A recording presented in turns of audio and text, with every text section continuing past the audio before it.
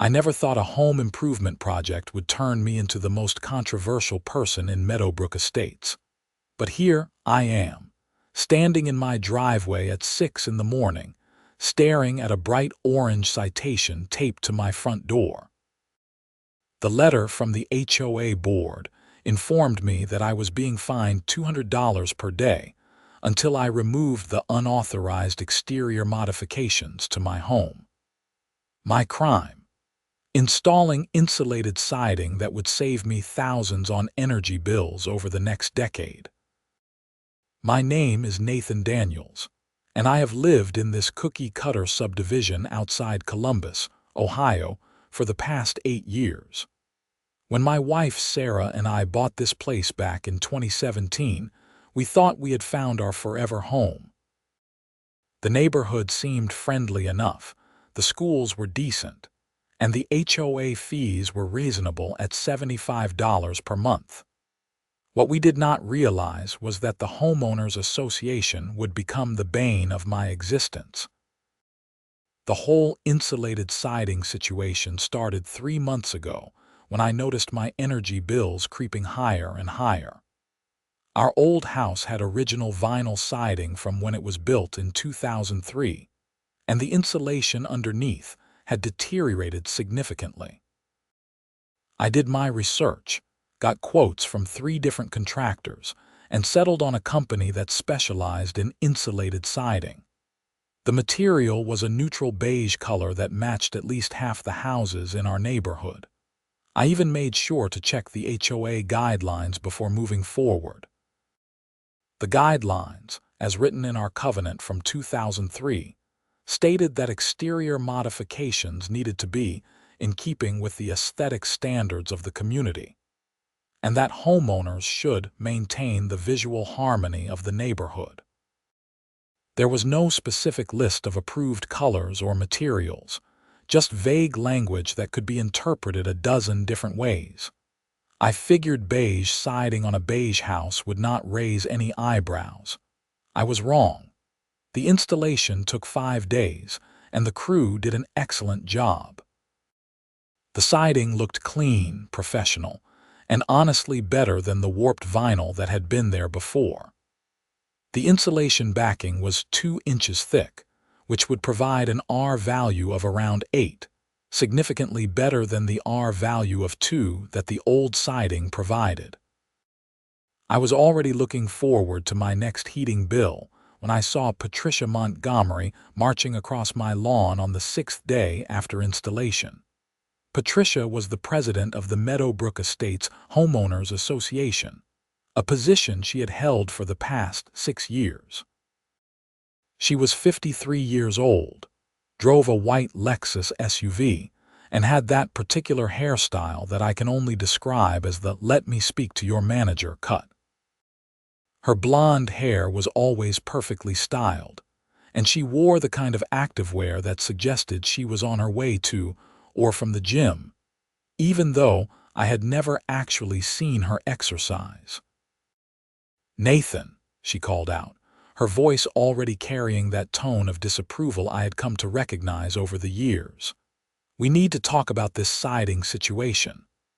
I was washing my car in the driveway, enjoying the unusually warm Saturday morning for late September. I turned off the hose and walked over to meet her at the edge of my lawn, making a point to stand on my property rather than stepping onto the sidewalk where she waited.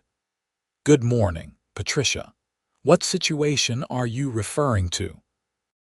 She gestured broadly at my house, as if I had painted it neon pink instead of installing neutral beige siding. "This unauthorized modification to your home's exterior. You did not submit an application to the Architectural Review Committee before proceeding with this project." I felt my jaw tighten, but I kept my voice level. "Patricia, I reviewed the HOA guidelines before hiring the contractor. There is no mention of requiring pre-approval for siding replacement, especially when the new siding matches the existing color scheme.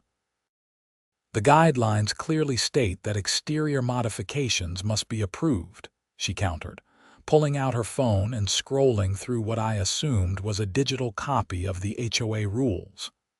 Section 12, Paragraph 3. All modifications to the exterior appearance of properties must be submitted to the Architectural Review Committee for approval at least 30 days before commencement of work. I had read that section multiple times. That section refers to modifications that alter the appearance. I replaced old siding with new siding in the same color. This is maintenance, not modification. Patricia's expression hardened. The thickness of the siding has changed the profile of your home. That constitutes a modification. The review committee will be issuing a formal notice, and you will have 30 days to restore your home to its previous condition or face daily fines. You cannot be serious, I said, my voice rising despite my best efforts to stay calm. The difference in thickness is 2 inches. You would need a measuring tape to notice. The rules are the rules, Nathan. If we make exceptions for you, we will have to make exceptions for everyone. She turned on her heel and walked back toward her own house 3 doors down, her white sneakers squeaking slightly on the concrete sidewalk. That was how it started. The formal notice arrived in my mailbox 2 days later, typed on official HOA letterhead and signed by all 5 members of the board. I was given 30 days to remove the insulated siding and restore my home's original appearance, or face fines of $200 per day. The letter also mentioned that I would be responsible for all costs associated with the removal and restoration. I immediately scheduled an appointment with a real estate attorney named Michael Chen, who had an office in downtown Columbus. He reviewed my HOA documents, the violation notice, and the photographs I had taken of my house both before and after the siding installation. "This is tricky," Michael said, leaning back in his chair and tapping his pen against his desk. "The language in your HOA covenant is deliberately vague, which gives the board a lot of discretion. However, the fact that your new siding matches existing colors in the neighborhood and serves a legitimate purpose for energy efficiency gives you a strong argument." "So what do I do?" I asked. "You have a few options. 1. You comply with their demand and remove the siding, but that is obviously not ideal given the cost you have already incurred. 2. You can request a hearing with the HOA board to dispute the violation. 3. You can ignore the violation and prepare for potential legal action, which I do not recommend. Or 4. You can file a lawsuit against the HOA claiming that their interpretation of the rules is unreasonable and that the fines constitute an undue burden." I thought about it for a moment. How much would a lawsuit cost? Honestly, probably more than just removing the siding. These cases can drag on for months or even years, and attorney fees add up quickly. My advice would be to start with option 2. Request a hearing, make your case, and see if you can get the board to see reason. If that does not work, then we can discuss more aggressive options. I took his advice and submitted a formal request for a hearing, which was scheduled for 3 weeks later. In the meantime, my neighbors started to take notice of the situation. The first person to reach out was my next-door neighbor, Tom Davidson. Tom was a project manager for a construction company, and he had been complaining about his energy bills for years. "Hey, Nathan," he called over the fence one evening while I was grilling dinner in the backyard. "I heard Patricia gave you grief about your new siding." "That is putting it mildly," I replied, flipping a burger.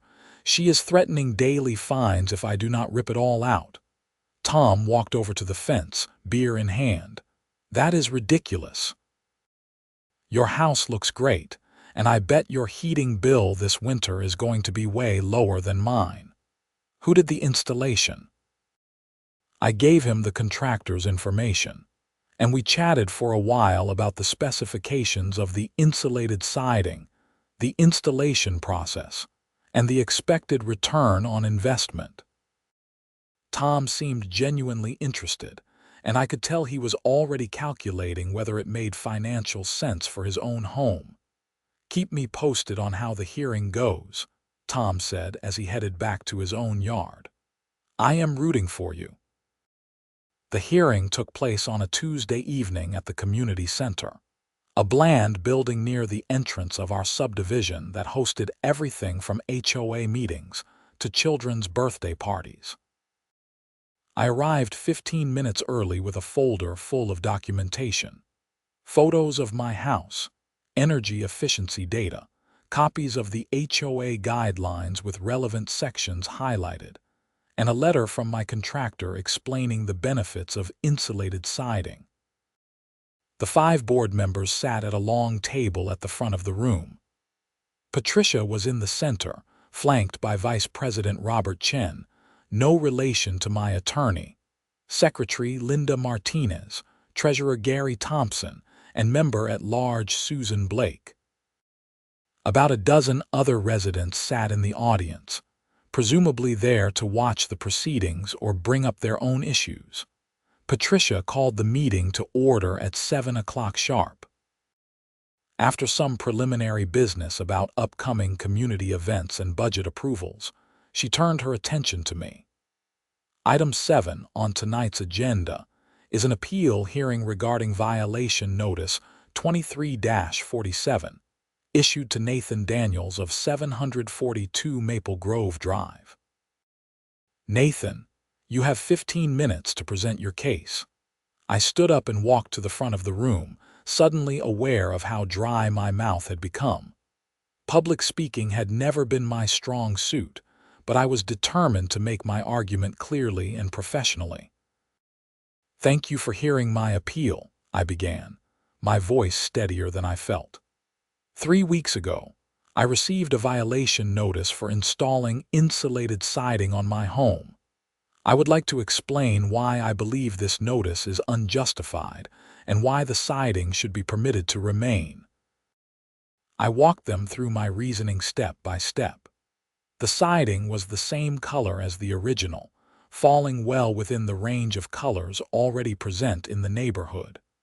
The modification served a legitimate purpose by improving energy efficiency and reducing utility costs. The HOA guidelines did not explicitly prohibit insulated siding or specify required R values for exterior materials. And most importantly, interpreting routine maintenance and upgrades as requiring pre-approval would set a precedent that could affect every homeowner in the community. If the board rules that my siding requires pre-approval because it is 2 inches thicker than the original, where does that end? I asked. Would replacing a roof with slightly different shingles require approval? Would installing energy-efficient windows require approval because they have a different profile? These are standard home maintenance activities that every homeowner needs to perform periodically. Patricia listened to my presentation with her arms crossed, her expression unreadable. When I finished, she thanked me coldly and asked if the board members had any questions. Robert Chen spoke first. "Did you attempt to contact the board before beginning the installation?" I reviewed the HOA guidelines and determined that pre-approval was not required for this type of maintenance, I replied. I did not believe I was doing anything that would be controversial or problematic. Gary Thompson, the treasurer, raised his hand slightly. "What was the total cost of the installation?" "Approximately $14,000, I said. The number made a few people in the audience gasp quietly. "And the contractor has already been paid in full," Gary continued. "Yes, the work was completed 3 weeks ago and paid for upon completion." Patricia cut in before any other board members could ask questions. "Thank you for your presentation, Nathan. The board will deliberate and issue a decision within 10 business days. You may sit down." I returned to my seat feeling like I had made the best case possible under the circumstances. The rest of the meeting dragged on with discussions about holiday decorations policies and plans for repainting the community center. I left around 9 o'clock, exhausted and uncertain about what would happen next. 8 days later, I received the board's decision in the mail. The violation was upheld.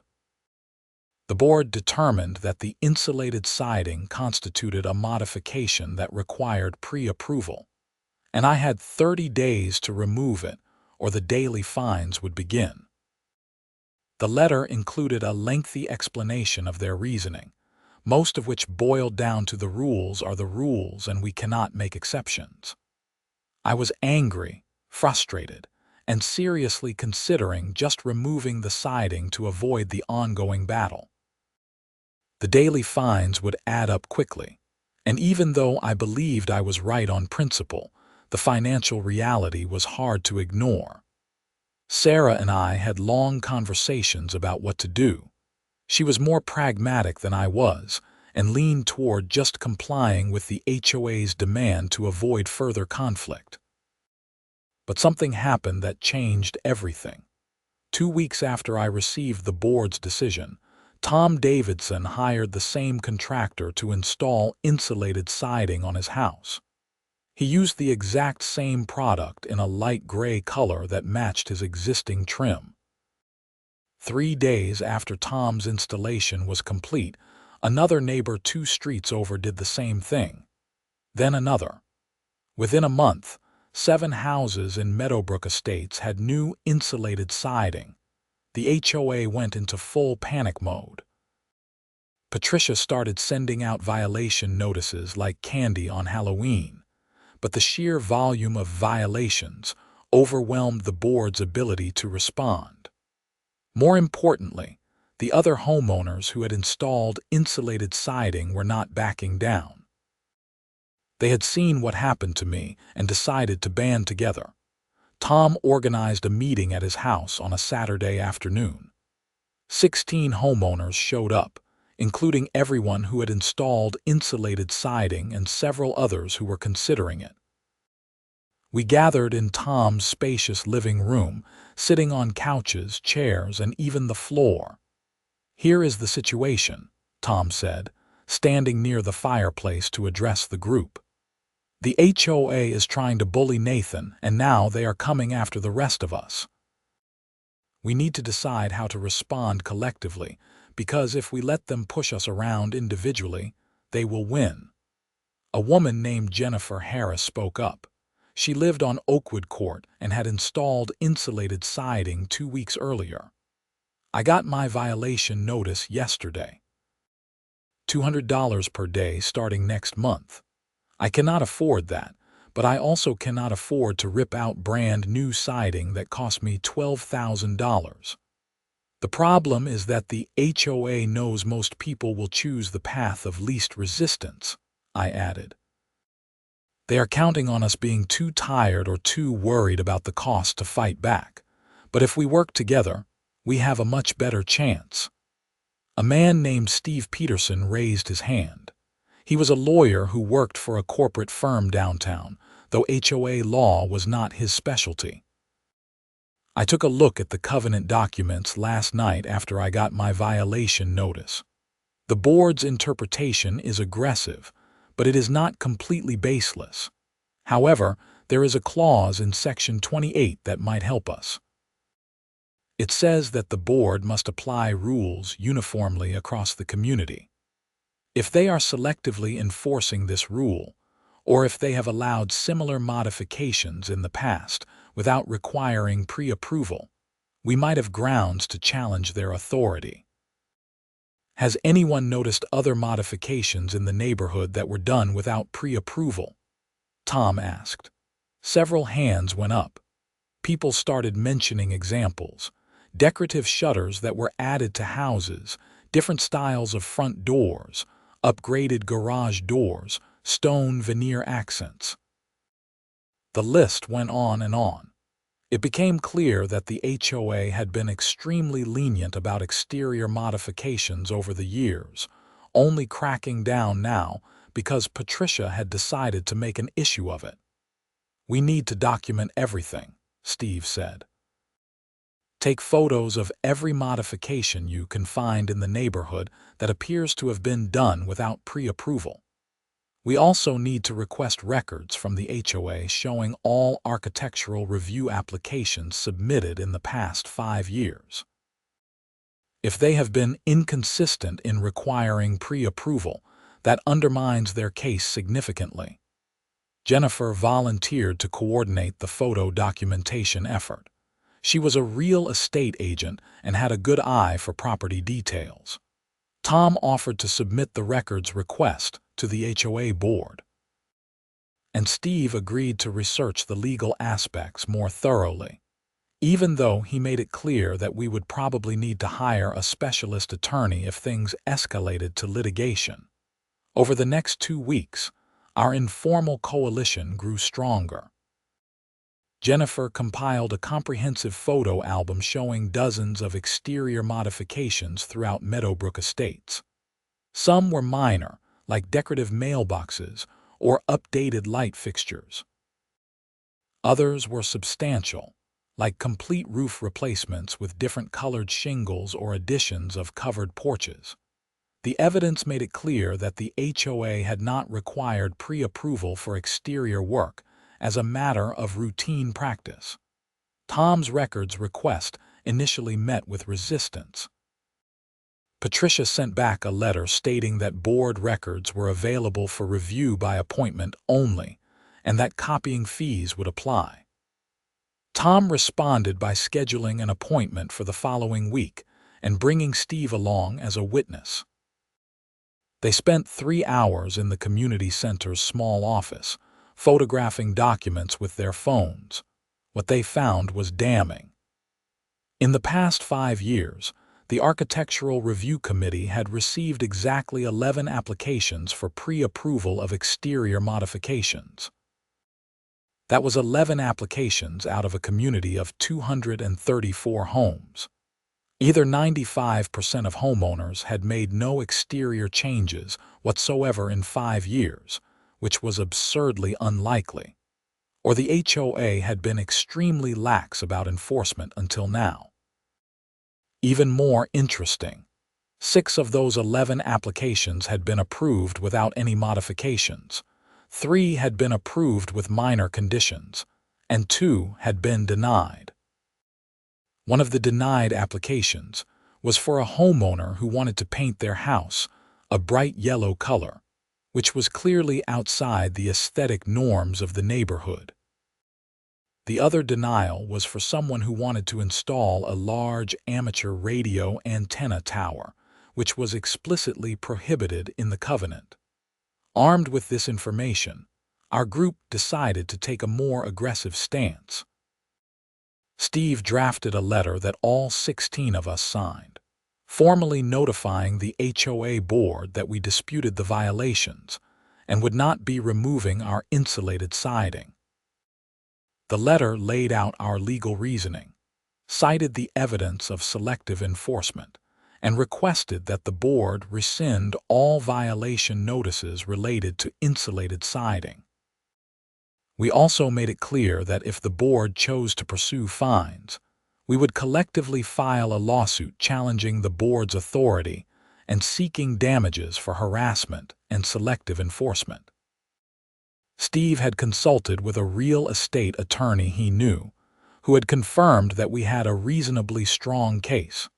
Patricia's response came swiftly and was about as hostile as I expected. She sent a letter to all 16 of us stating that the board would not back down, that fines would begin as scheduled, and that any homeowner who failed to comply would face additional penalties, including potential liens on their property. She also announced an emergency community meeting to discuss the insulated siding crisis and what she called a coordinated effort to undermine community standards. The emergency meeting took place on a Thursday evening, and the community center was packed. Nearly 100 residents showed up, far more than the usual attendance at HOA meetings. The energy in the room was tense and divided. Some residents supported the board's position, believing that rules were rules and that any deviation would lead to chaos. Others supported those of us with insulated siding, either because they believed in the principle of reasonable home improvements or because they were considering similar upgrades themselves. Patricia called the meeting to order and immediately launched into a speech about the importance of maintaining property values and community standards. She painted the insulated siding issue as a threat to everything that made Meadowbrook Estates a desirable place to live.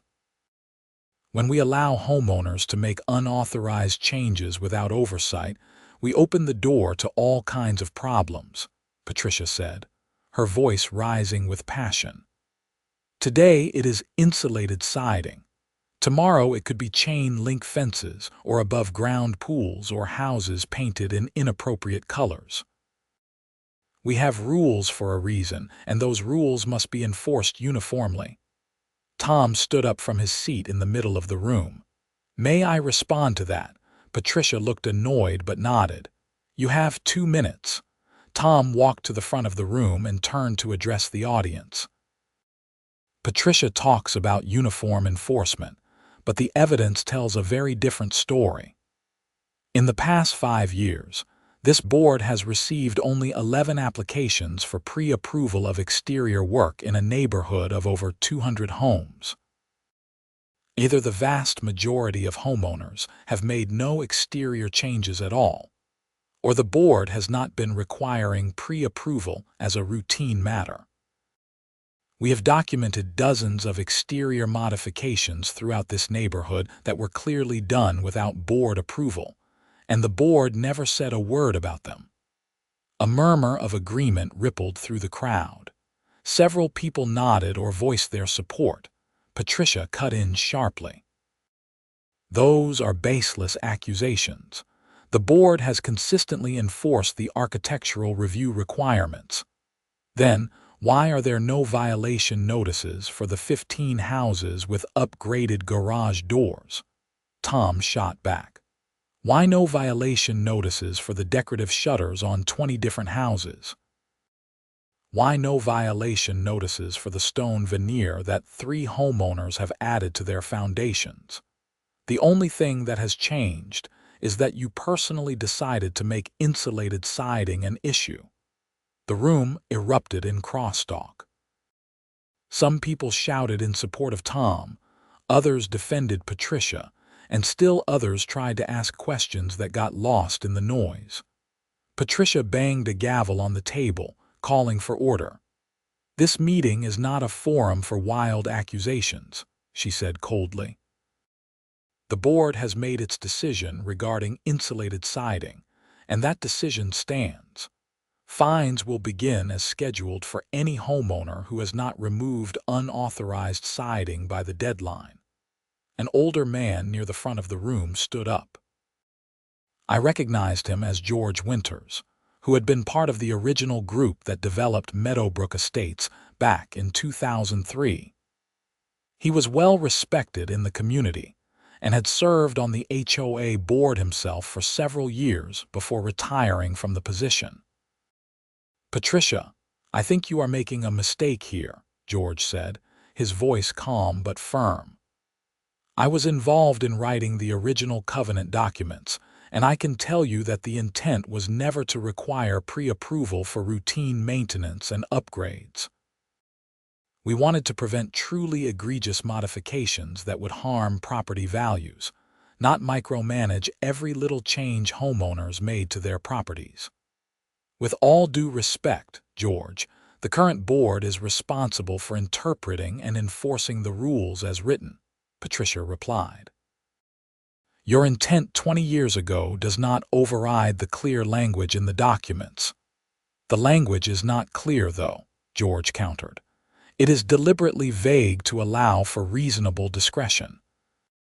Insulated siding in neutral colors is exactly the kind of upgrade that should not require board approval, It improves energy efficiency. It maintains the aesthetic harmony of the neighborhood, and it serves a legitimate purpose. Going after these homeowners is a waste of everyone's time and money. George's intervention shifted the mood in the room. Several other longtime residents spoke up in support of his position, and even some people who had initially seemed to side with the board started to look uncertain. But Patricia was unmoved. She refused to budge on the issue, and the other 4 board members seemed reluctant to contradict her publicly. The meeting ended without any resolution. Those of us with insulated siding left knowing that the fines would begin in less than a week. We gathered in the parking lot afterward to discuss our next steps. "We need to hire an attorney," Steve said. "This is going to end up in court and we need professional representation."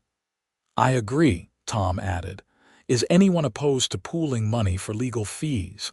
No one objected. We agreed that each household would contribute $1,500 to create a legal fund, which would give us $24,000 to work with. Steve knew a real estate attorney named Rachel Morrison who specialized in HOA disputes. He promised to reach out to her first thing in the morning. Rachel agreed to meet with our group the following Saturday. She was in her early 40s, with dark hair pulled back in a professional bun, and the kind of confident demeanor that came from years of courtroom experience. We met at Tom's house again, and Rachel listened carefully as we explained the situation and showed her all the documentation we had gathered. "You have a solid case," Rachel said after reviewing everything. "The key issue here is selective enforcement. If the HOA has not required pre-approval as a routine matter, and has allowed numerous other exterior modifications without objection, then singling out insulated siding for enforcement is arbitrary and capricious. The fact that your siding is in neutral colors and serves a legitimate purpose for energy efficiency strengthens your position." "What are our chances if this goes to court?" Jennifer asked. "In my experience, cases like this often settle before trial," Rachel explained. HOAs do not like spending money on legal battles, especially when they are on shaky ground. However, if your board is particularly stubborn, we could be looking at 6 months to a year of litigation. The good news is that if we win, the HOA will likely be responsible for your attorney fees." "And if we lose?" I asked. "Then you would be responsible for your own attorney fees plus potentially the HOA's fees, depending on the specific ruling. But based on what I am seeing here, I think that outcome is unlikely. The bigger risk is that even if you win, the board could revise the rules going forward to require pre-approval for everything, making life difficult for homeowners in the future." We authorized Rachel to send a formal demand letter to the HOA board, notifying them of our intent to file a lawsuit if the violation notices were not rescinded. The letter laid out our legal arguments in detail and included copies of all the evidence we had gathered. Rachel sent the letter via certified mail to ensure there would be proof of delivery. Meanwhile, the fines began. Each of us with insulated siding received updated violation notices showing daily fines of $200. The notices warned that continued non-compliance could result in liens being placed on our properties, which could ultimately lead to foreclosure proceedings. The threats were alarming, but Rachel assured us that the HOA would have to win in court before any liens could actually be enforced. Then something unexpected happened that completely changed the dynamics of the situation. A local news reporter named Kelly Briggs heard about our dispute and reached out to Tom for an interview. Kelly worked for Channel 7, the ABC affiliate in Columbus, and she had done several investigative pieces on HOA overreach in Central Ohio. Tom agreed to the interview, and Kelly came out to our neighborhood with a camera crew. The resulting news segment aired on a Tuesday evening during the 6 o'clock broadcast. Kelly interviewed Tom and me in front of my house, showing close-up shots of the insulated siding and explaining the HOA dispute. She also interviewed George Winters, who gave his perspective on the original intent of the covenant documents. The segment portrayed the HOA board as petty tyrants who were more interested in control than in serving the community.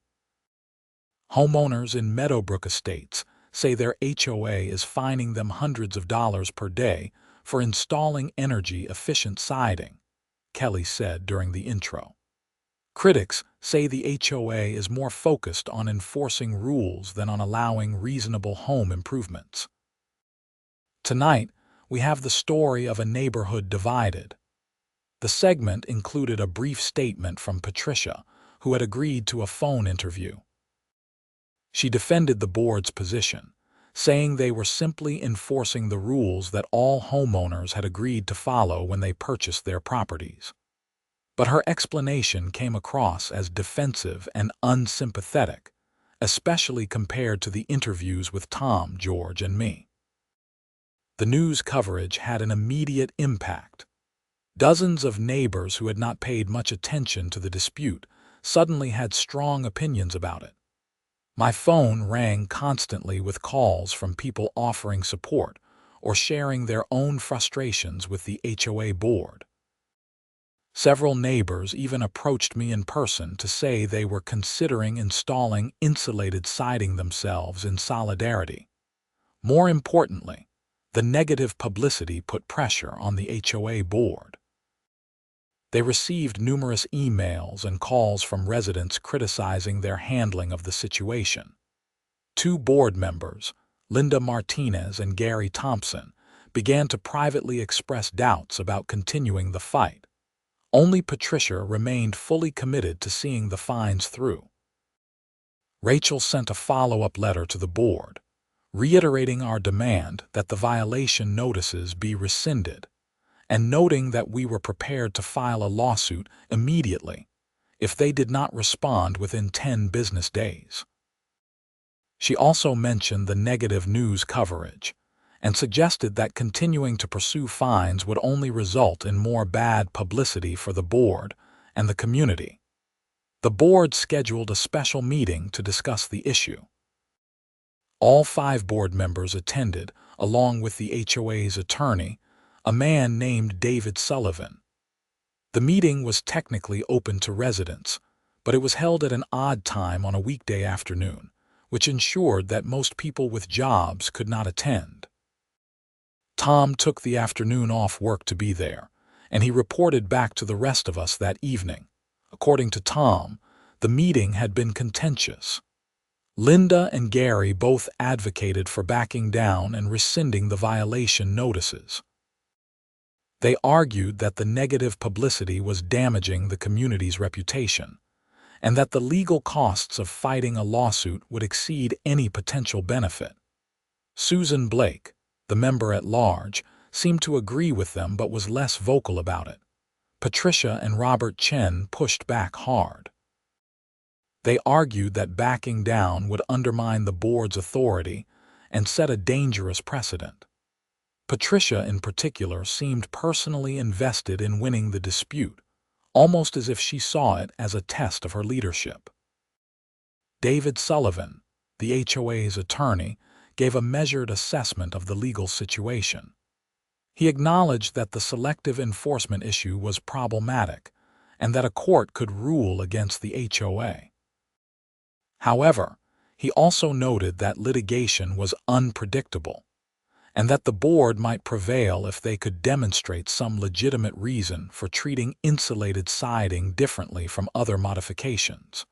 The board did not reach a final decision during that meeting. They scheduled another meeting for the following week, and Tom left feeling like the board was genuinely divided on how to proceed. In the meantime, my first official fine came due.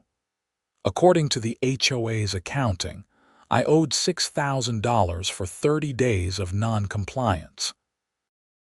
I received an invoice in the mail with payment instructions and a warning that failure to pay would result in additional late fees and potential legal action. I did not pay, of course. None of us did. Rachel filed our lawsuit in the Franklin County Court of Common Pleas 2 days later. The complaint named the Meadowbrook Estates Homeowners Association as the defendant and requested a declaratory judgment that the violation notices were invalid, an injunction preventing the enforcement of fines and attorney fees. The case was assigned to Judge Alan Morrison, who had a reputation for being fair but no nonsense. The HOA had 30 days to respond to the complaint. David Sullivan filed a motion to dismiss, arguing that we had not exhausted all administrative remedies within the HOA's internal dispute resolution process. Rachel countered that we had exhausted those remedies by requesting and attending a hearing with the board. Judge Morrison sided with Rachel and denied the motion to dismiss, allowing the case to proceed to discovery. Discovery was the phase where both sides could request documents and information from each other. Rachel sent extensive document requests to the HOA, asking for copies of all architectural review applications, all violation notices issued in the past 10 years, all board meeting minutes, and financial records showing how the HOA had spent money on legal fees and enforcement actions. She also requested depositions from all 5 board members. The HOA's response to our discovery requests was slow and incomplete.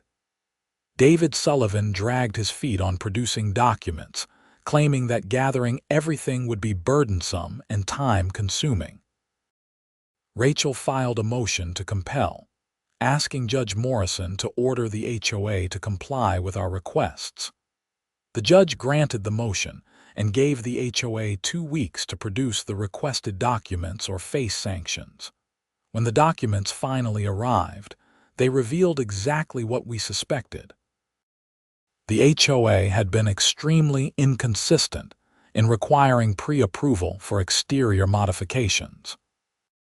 The board had issued only a handful of violation notices for unauthorized work over the past 10 years, and most of those cases involved truly egregious problems like unpermitted additions or commercial vehicles parked in driveways. The selective targeting of insulated siding was unprecedented. Even more damaging, the board meeting minutes showed that Patricia had pushed aggressively for the violation notices despite objections from other board members. In one meeting shortly after I installed my siding, Linda Martinez had argued that it was not worth fighting over because the siding looked fine and served a legitimate purpose. Patricia had overruled her, saying that allowing the modification without consequences would open the floodgates to other unauthorized work. The depositions were scheduled for early January. Rachel questioned each board member under oath about their involvement in the decision to issue violation notices, their understanding of the architectural review requirements, and their knowledge of other exterior modifications in the neighborhood. Patricia's deposition was particularly revealing. She admitted under questioning that she had personally driven through the neighborhood specifically to identify houses with insulated siding, and that she had instructed the board's property inspector to focus on that issue. Why did you target insulated siding specifically? Rachel asked during the deposition. Patricia hesitated, then said, "I did not target it. I was simply enforcing the rules.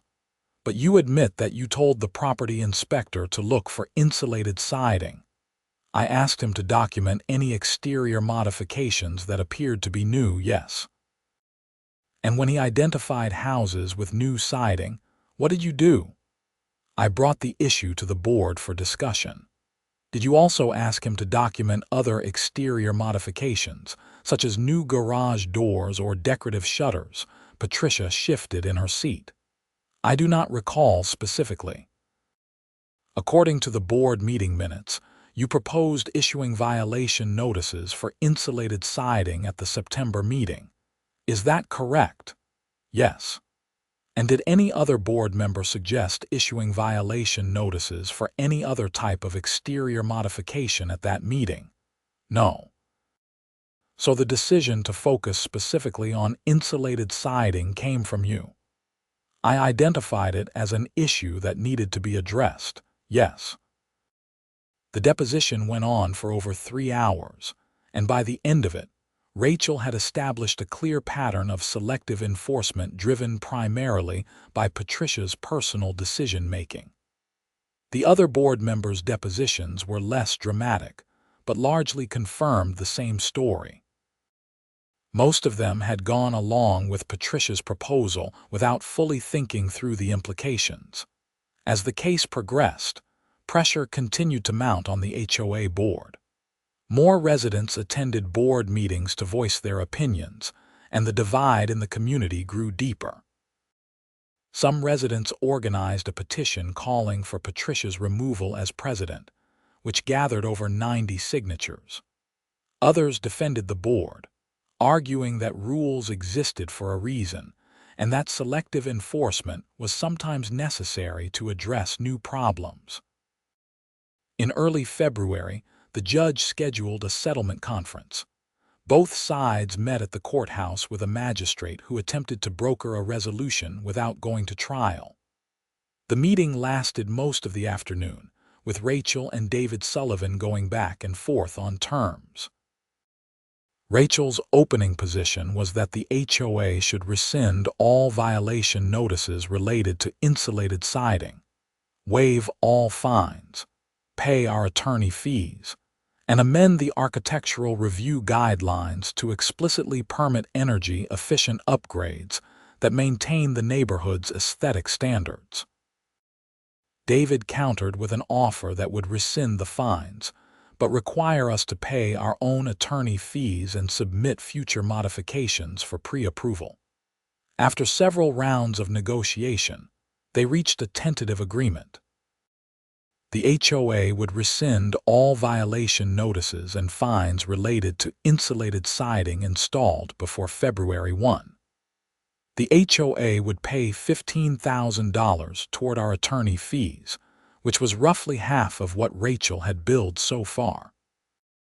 And the board would revise the architectural review guidelines to create a list of pre-approved modifications that would not require individual review, including energy-efficient siding in colors that matched existing neighborhood standards. Rachel brought the proposed settlement back to our group for discussion. We met at Tom's house again, and the mood was cautiously optimistic. "It is not everything we wanted, but it is a solid outcome," Rachel explained. "You would keep your siding, you would not owe any fines, and you would get a significant portion of your legal fees reimbursed. Most importantly, the revised guidelines would prevent this kind of dispute from happening again in the future." "What about Patricia?" Jennifer asked. "Does she face any consequences for putting us through this?" "Unfortunately, there is no mechanism in the settlement to force her out of her position," Rachel said. "That would have to come from the residents electing new board members at the next annual meeting." We voted on whether to accept the settlement. 14 of the 16 households voted yes, with 2 abstentions. I was one of the yes votes, despite my lingering frustration with how Patricia had handled everything. At some point, you have to decide whether continuing to fight is worth the stress and expense, and I had reached that point. The judge approved the settlement 2 weeks later, and it became official. We received confirmation that all violation notices were rescinded and that no fines were owed. The board published the revised architectural review guidelines in the HOA newsletter, and several homeowners immediately took advantage of the new pre-approved modifications list to make improvements they had been putting off. But the story did not end there. In the months following the settlement, something remarkable happened. More and more residents installed insulated siding on their homes. By the time summer arrived, over 40 houses in Meadowbrook Estates had upgraded their siding, creating a noticeable improvement in the overall appearance of the neighborhood. The old, warped vinyl siding that had plagued many of the original homes was gradually being replaced with clean, energy-efficient alternatives. The trend became so widespread that it actually helped property values in the neighborhood. Real estate agents started marketing Meadowbrook Estates as a community with modern, energy-efficient homes, which attracted buyers who were environmentally conscious and looking to save on utility costs. Houses sold faster and for higher prices than comparable properties in nearby subdivisions. Patricia Montgomery did not seek re-election when her term as board president ended in November. She had become increasingly isolated on the board after Linda, and Gary publicly broke with her on several other issues throughout the year. At the annual meeting, residents elected a new slate of board members who ran on a platform of common sense governance and reducing unnecessary conflict with homeowners. Tom Davidson was elected as the new president, which felt like poetic justice. Under Tom's leadership, the board continued to refine the architectural review guidelines, making them clearer and more permissive for reasonable home improvements. The number of disputes between the HOA and residents dropped dramatically, and the overall atmosphere in the neighborhood became more pleasant and cooperative. My energy bills, as expected, decreased significantly after the insulated siding installation. I calculated that I was saving roughly $1,800 per year on heating and cooling costs, which meant the siding would pay for itself in about 7 or 8 years. Several neighbors who had initially been skeptical about the investment came to me later to say they wished they had done it sooner. Sarah and I even became friendly with Patricia's next-door neighbors, who told us that Patricia had put her house on the market in early spring. She ended up moving to a different subdivision on the north side of Columbus, and we never heard from her again. Her departure felt like the final chapter closing on a difficult period in the neighborhood's history. Looking back on the whole experience, I learned some valuable lessons about standing up for what you believe is right, even when it is uncomfortable or expensive. I also learned the importance of community solidarity. If I had been fighting the HOA alone, I almost certainly would have given up early on. But having 15 other households join together made all the difference. We shared the financial burden, supported each other emotionally, and presented a united front that the board could not ignore. The insulated siding dispute also revealed something important about how HOAs can go wrong. When boards become more focused on control than on serving their communities, when they enforce rules inconsistently based on personal preferences, and when they refuse to listen to reasonable feedback from residents, they create unnecessary conflict and division. Good governance requires flexibility, common sense, and a willingness to prioritize the community's well-being over rigid adherence to rules. Tom's leadership, as the new board president, demonstrated what HOA governance could look like when done right. He was responsive to residents' concerns, transparent about board decisions, and willing to revise policies when they were not working. Under his tenure, the board focused on maintaining common areas, organizing community events, and addressing genuine problems like speeding in the neighborhood or maintenance of the community center. They stopped trying to micromanage every aspect of how residents maintained their individual properties. The legal case also had ripple effects beyond our immediate neighborhood.